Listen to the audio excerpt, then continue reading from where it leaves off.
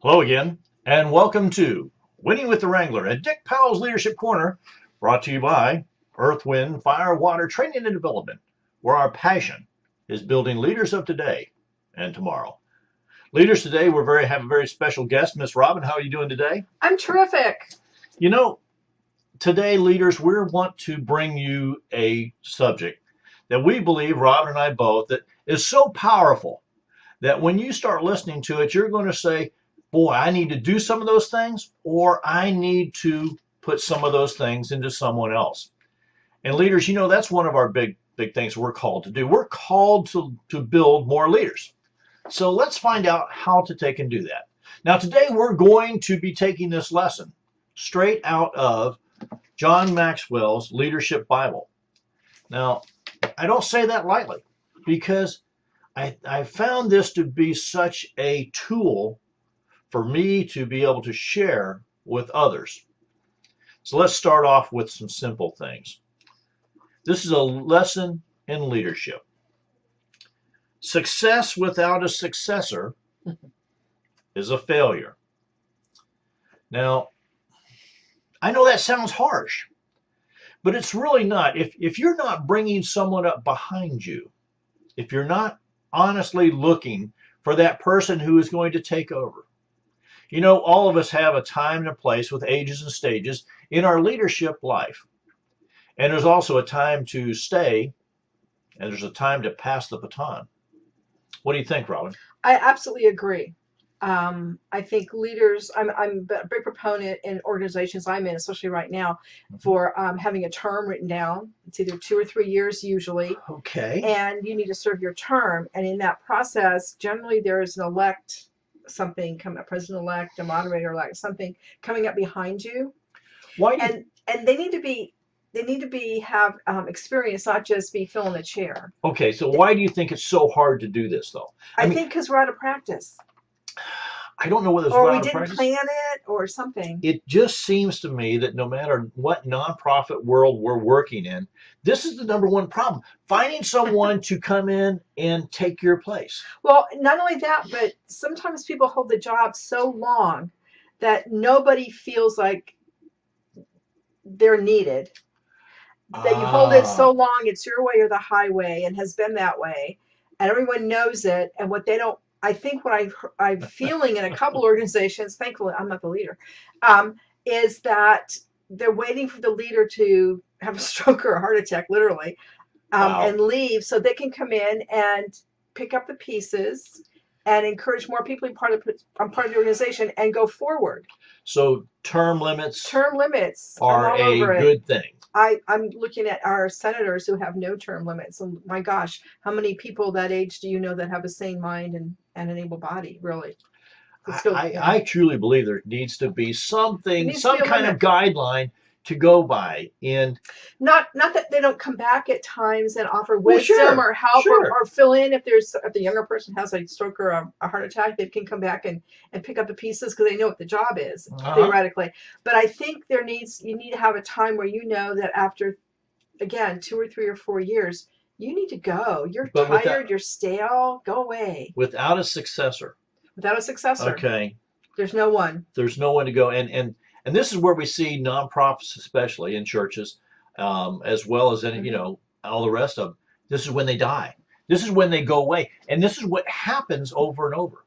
So this whole thing of success without a successor is a failure.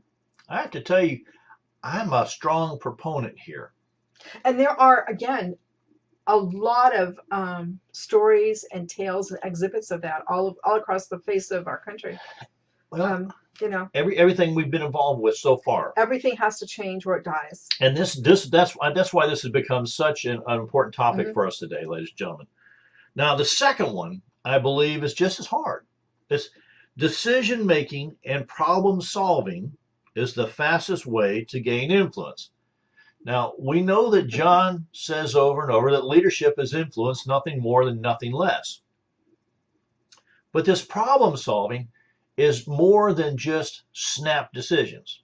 I believe snap decisions are important at times when they have to be there. You need to react quickly at times. Other times you need to take time to think. You need to take really put in a discernment process. Discernment process. Yes. A prayer. Let me kind of go over what this discernment process is. When it's a discernment process, it takes time.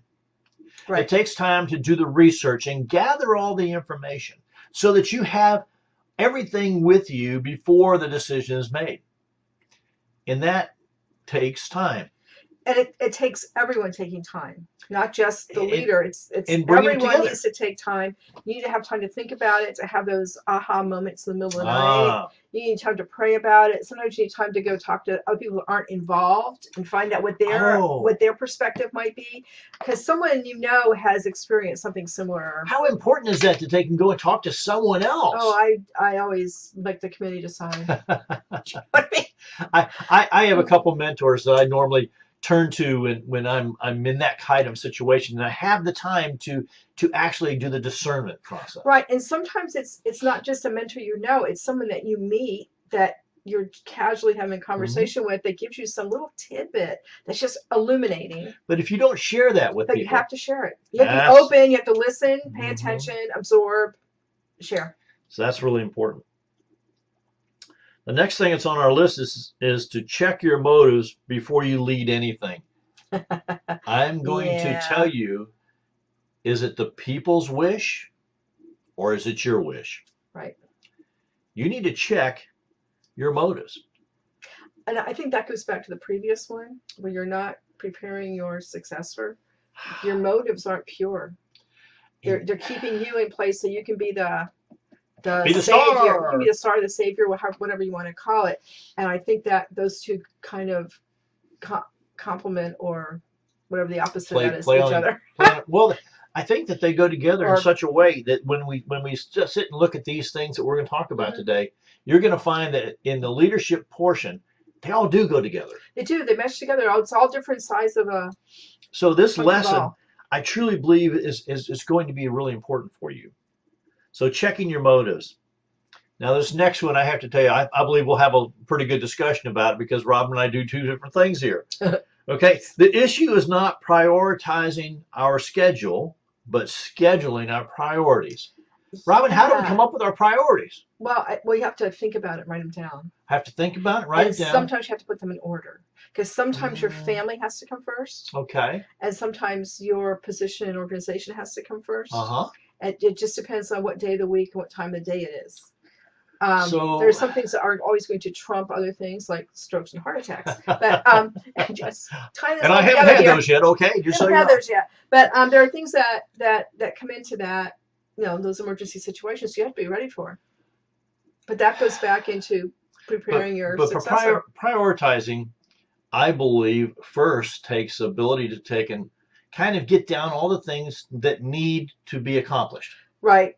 And then to put them in order. I kind of prioritize them as what the most important thing is that I know right now. Right. And I have always been a person who prioritizes by when things need to be done. That backdated calendar type thing? It's like an automatic backdate calendar. So I got an email last week, one morning before I was going to a meeting with this person, about something that's happening in 6 weeks. Okay. She said, "You didn't read it?" No, I didn't read it. I got it 10 minutes before I need to be out the door. I'm already running late. And I didn't need to know it right then, because I don't need to know it for 6 weeks. I just need to know what my part is. So the priority wasn't there for you. It wasn't 6 weeks there away. Right then. But I got to tell you, I figured out she's a person who does her priorities, and she plans way, way, way out in advance. Uh-huh. But the last minute things for the program or the meeting fall by the wayside because they don't get done. Okay. And that's the difference of personalities. Let me go back here a little bit. Prioritizing is good. It's good. But I still think you need to build in what you and I have always called MARF. MARF. Maintain absolute rigid flexibility. And the reason you have to do that is because life happens. The world turns. Your car won't start. You have a flat tire. You get sick. Someone in your family's sick. You oversleep. Just stuff happens. And if you can't look at your list of priorities and then adjust them when needed. Adjust as necessary. Okay. Well, I think it just must drive people wackadoodle. Well, it does. And we have a friend who she has this word. It's called PDDANT. Now, I don't think she's that. Look it up on the internet. It was very interesting. Yeah. But she wants all the details ahead of time. Well, sometimes they're not there. I'm a person who, I do long range planning. I know Christmas is coming December 25th, and today is March something. I know it's coming. I will I'm be not ready. ready. I will be ready by then. I'm not ready. But I also know that there are things, milestones. That's our word for the year. Milestones, mile markers. Milestones. Mile markers, milestones, whatever. Either one. Along the way that have to be hit. But I also know sometimes if I don't get everything planned out exactly as it's going to be in my mind, that some really good ideas come along that if I had it all planned out, there wouldn't be room for, and we would miss out. Well, and I think so you got to find your medium and what you're happy and what with works and what you for can live you. with. But again, I do believe that the milestones on the calendar, so you can see very quickly what needs to be done, when it needs to be done, how it needs to be done. Mm-hmm. I assign things like the date it needs done, Mm-hmm. who's responsible for it. Whether or not, you flesh it out. Whether or not there's a budget for it. I'm all that kind of a strange person. But I have found over and over that I have to always maintain Marv.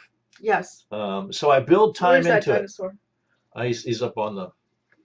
He's right up there. He's right up there. Oh, let me show you Marv. He's been around just a couple years, so he's kind of well worn, and I've had Marv since 1988.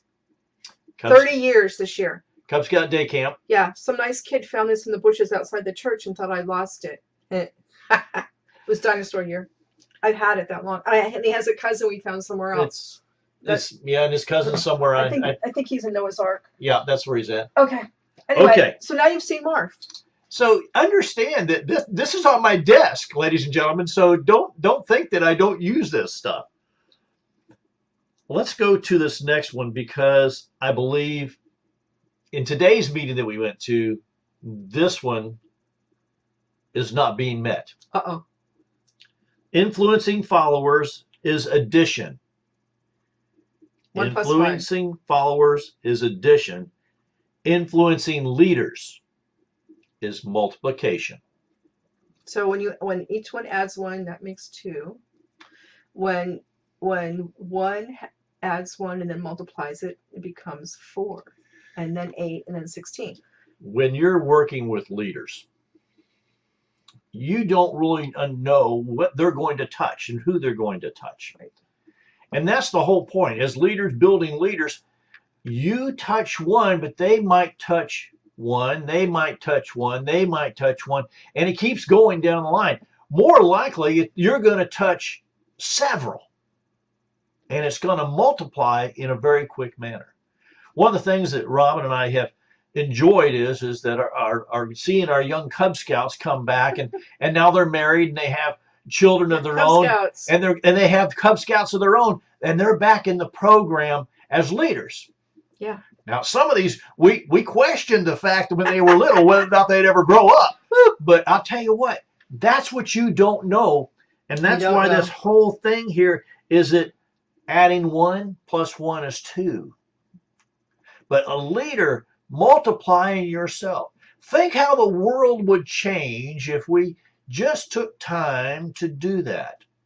Today's conversation in our meeting was about some things that I'm not going to discuss today, but what really got me is they weren't talking about the real core problem. And the real core problem was working with our youth, working with our young adults, working with parents who had never had any parental training. and so that leadership piece fell on deaf ears. And that's why we're coming to you. I think that's why this became so important for us to talk about today. When I ran across in my reading, I'm reading my Bible every day, I came across this morning and I went, wow, what a thing to take and share with all you leaders out there. Now, this next point, I want you to listen to, because, well, it might cause you some discomfort. Listen carefully. And here's what I'm going to tell you, leaders. If you're a good leader, discomfort is part of learning. That's what I'm going to tell you. So keep first things first. Distraction is the enemy of direction. Focus. You know, this first things first is hard. But if you have your vision and your mission and your strategy written down so that you can do your strategy, your day-to-day plan. So if you're doing your plan, you're working your plan, make a plan, work your plan. You ever heard of that? But you're working the strategy so you can live your mission and achieve your vision. And that goes back to priorities and Goes back to time management and all priorities. It that. goes back to MARF. It goes back to, Yeah. what are your motives? Mhm. I mean, all these things start to really peg together. You see, they make a complete package. But this whole thing of the enemy of direction, so many times Rob and I run into an organization or leadership where the leader is just a shiny ball. Oh yeah, I love that. I can't do that anymore. I did it once. Yeah. There's a Christmas tree and there's 40 shiny balls on it. You're the star at the top. And every one is a great idea. Yeah. But unfortunately, if they're not in your strategic plan and they're not part of they don't feed the mission to achieve the vision, then they're just shiny balls. And that's why this became so important. So the focus on the direction, I believe, does two things. One is that it shows the people that you're working with, you're leading, that everybody's on the same page and everybody's working towards the same opportunity. Correct. What do you think? I think it keeps everyone's mind in them. Because occasionally you have someone whose only goal is to have the best dessert at the meeting. Best dessert at their meeting. Yeah, they want to have the most spectacular dessert because that's important. They forget that there's meat and potatoes that go with that. Okay. It kind of flushes everything out a little better. So yeah. It just there's bigger pieces to this. There's bigger pieces. Okay. And you got to figure those out. This is going to be a hard one. Leaders must touch a heart before they ask for a hand. What do you think? I think there's a lot of truth in that.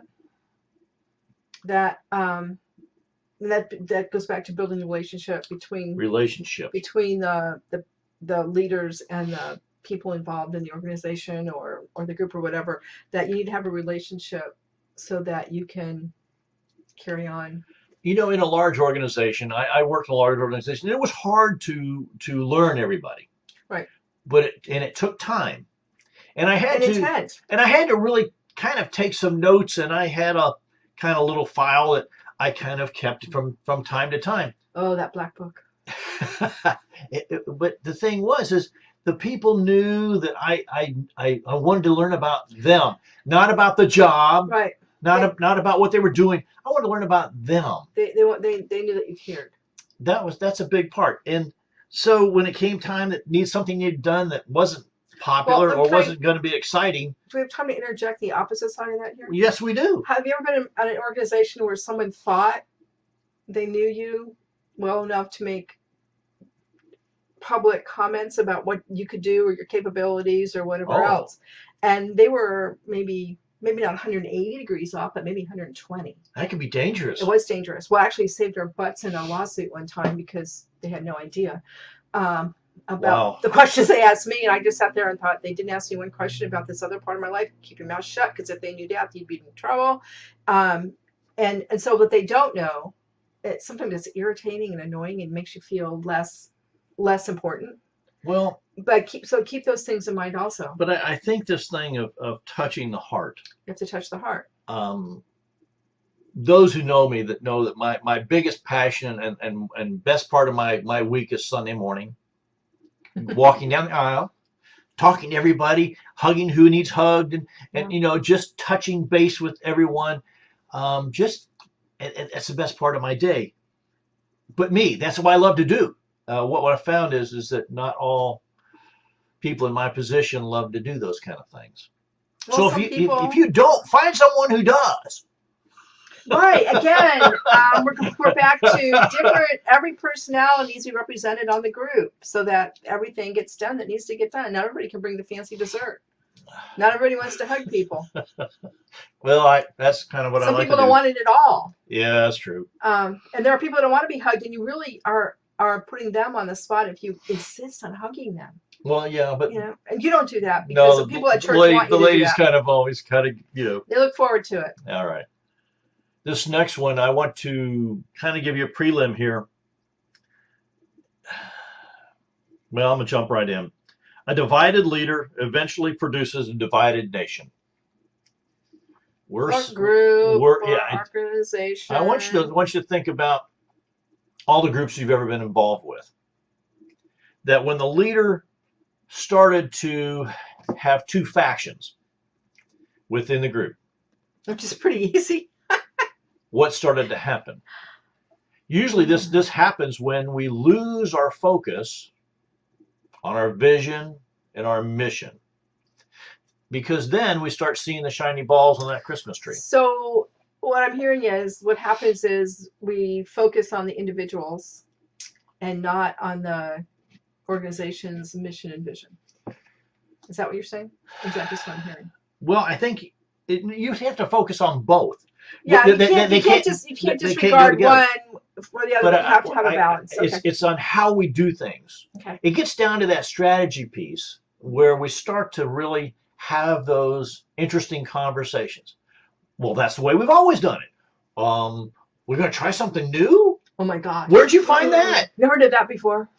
That's where this starts to happen. And as the leader, it's your job to kind of guide back to center. Right. Back to the vision. Keep the focus. And the mission. And make that happen. Because if you let this go, a house divided will fall. We've heard that 100. I think we read that in the Bible. Yeah, it's in here. I was thinking about Star Trek theology. Uh-oh. Watch out. Go ahead and share that. Go ahead. It said the good of the many outweighs the good of the one. Except when it doesn't. I think you have to know when and where to put that into place. So I'm not so sure. There are times where it's appropriate. I just flew into my brain and so it came out my mouth. That's okay. It's okay. That's why this is so good. We're getting the leaders out there. You get two different ways of looking at things. Even though Rob and I have been married 40-something years, we still look at things differently as well as we look as together. So just know that. Otherwise, it'd be really boring around here. Yeah. Boy, I'll tell you, this wouldn't be any fun at all. Passion and conviction mark the difference between a great leader and a mediocre one. Passion and conviction. What do you think about passion and conviction? Well, those are really strong words. That's my first thought. They're strong words. They are strong words. But I think if the leader doesn't have a fair amount of passion for the organization and whatever they're doing, their vision, that the organization isn't really going to do much. If the leader doesn't have this passion, right. how can they stand in front of a group? When people stand in front of a group and just, hello, ladies and gentlemen, my name's Dick Powell. I'm going to here to talk to you about. They're going to turn off pretty quick if you don't have some kind of excitement. There's some enthusiasm. Enthusiasm. See, I look at passion and enthusiasm kind of going together. Okay.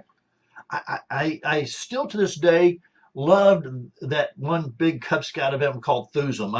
I miss Thusum.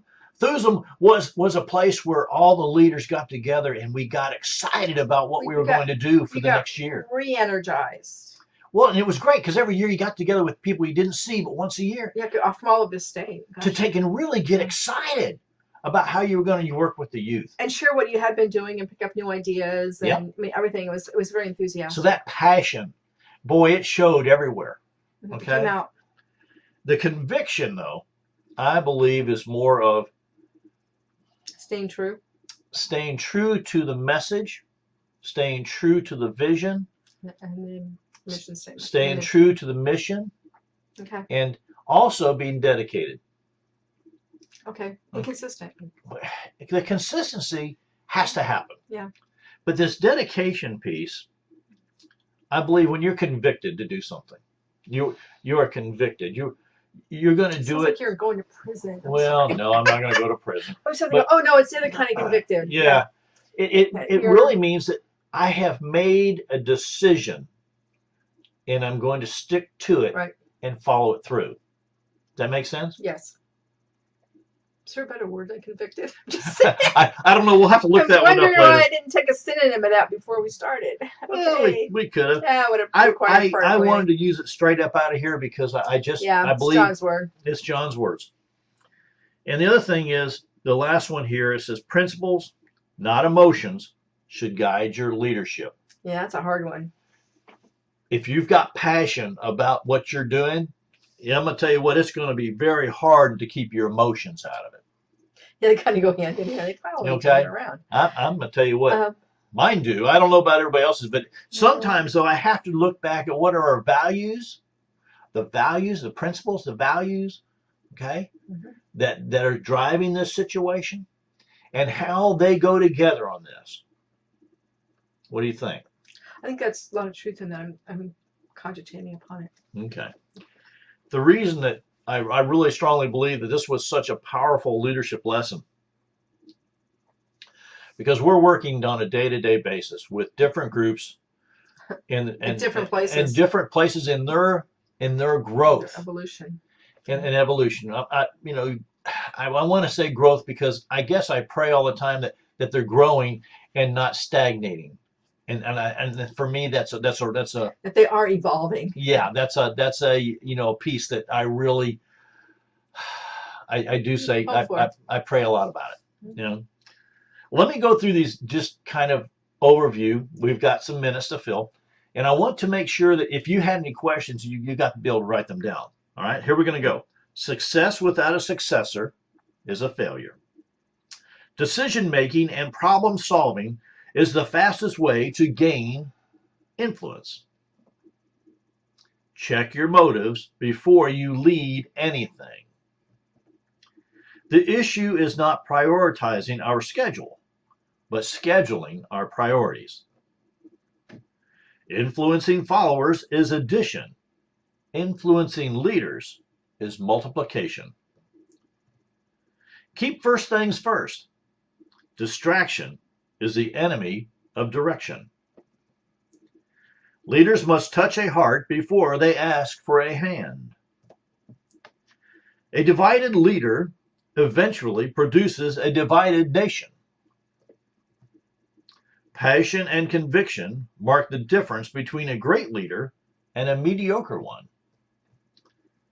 Principles, not emotions, should guide your leadership.